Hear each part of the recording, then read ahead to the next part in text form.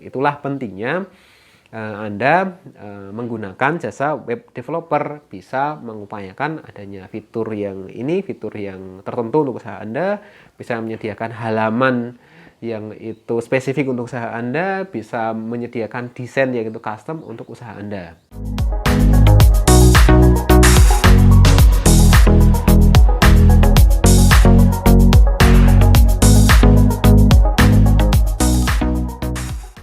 Assalamualaikum warahmatullahi wabarakatuh, sahabat pengusaha di seluruh Indonesia. Kali ini kita akan coba share mengenai website builder, tentang kelebihan dan kelemahannya. Nah, saat ini kita dalam membuat website itu semakin lama semakin mudah itu kan. Ada berbagai macam website builder atau bisa theme, bisa plugin yang memudahkan kita untuk membuat website. Tinggal klik drag and drop itu kan, tampilan sudah disediakan, tinggal kita edit dan jadi. Nah, apa kelebihan dan kelemahannya, insya Allah akan kita sampaikan pada kesempatan video kali ini untuk Anda.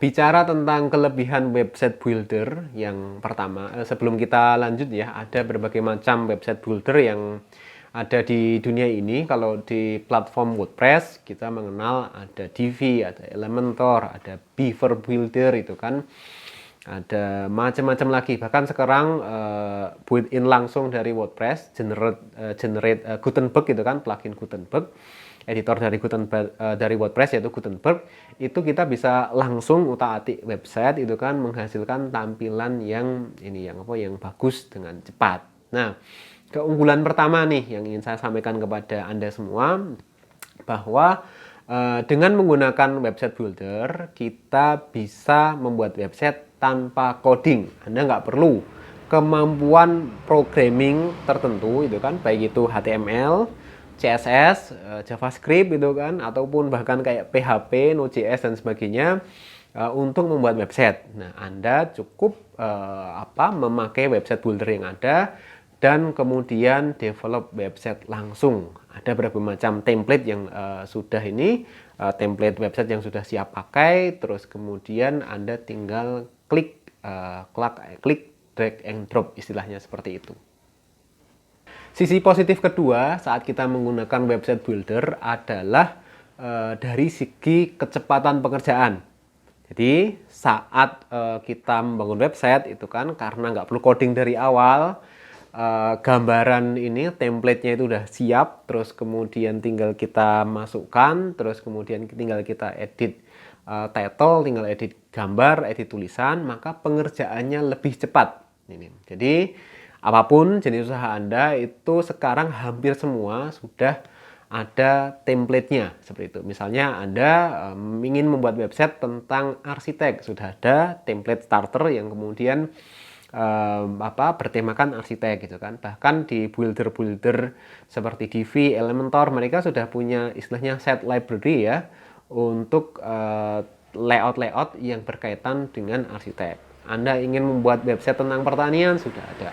Anda ingin membuat website tentang rumah sakit, tentang konstruksi, sudah ada lah. Intinya lebih cepat ketika kita bisa manfaatkan dengan tepat.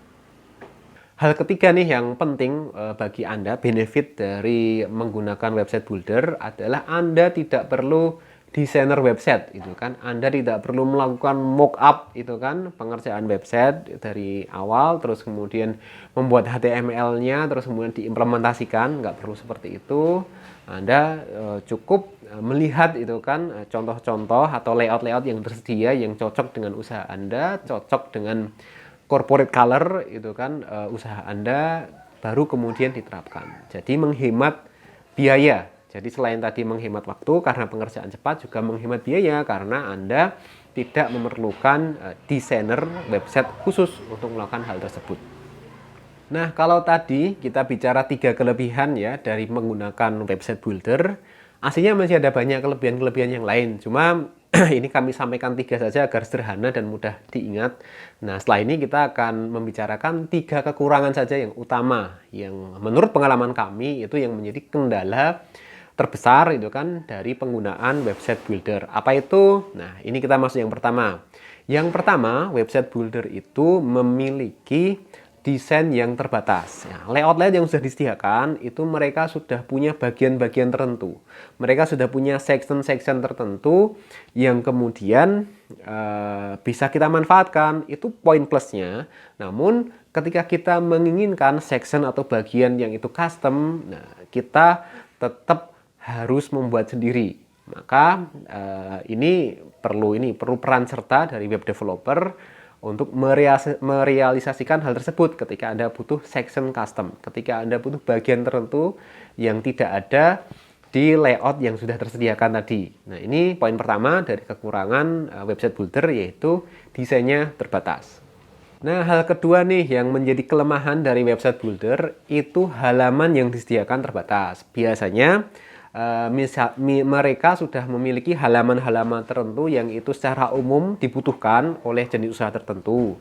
Misalnya, ketika kita membuat website tentang arsitek gitu kan, ada halaman service, ada halaman about, ada halaman kontak, ada halaman blog, itu umum dimiliki oleh setiap website seperti itu.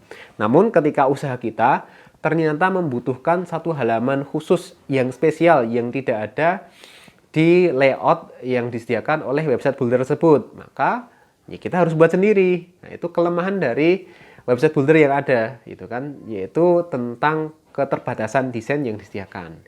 Mengapa kok mereka seperti itu? Ya karena nggak mungkin lah menyediakan seluruh contoh layout, gitu kan, yang kemudian dibutuhkan oleh sedikit orang atau dibutuhkan oleh jasa yang amat spesifik ya. Tentunya mereka membuat layout atau sampai membuat halaman-halaman yang banyak diperlukan saja, yang secara common sense itu dibutuhkan oleh kategori jasa tertentu. Jadi ingat, kelemahan kedua saat Anda menggunakan website builder yaitu halamannya terbatas.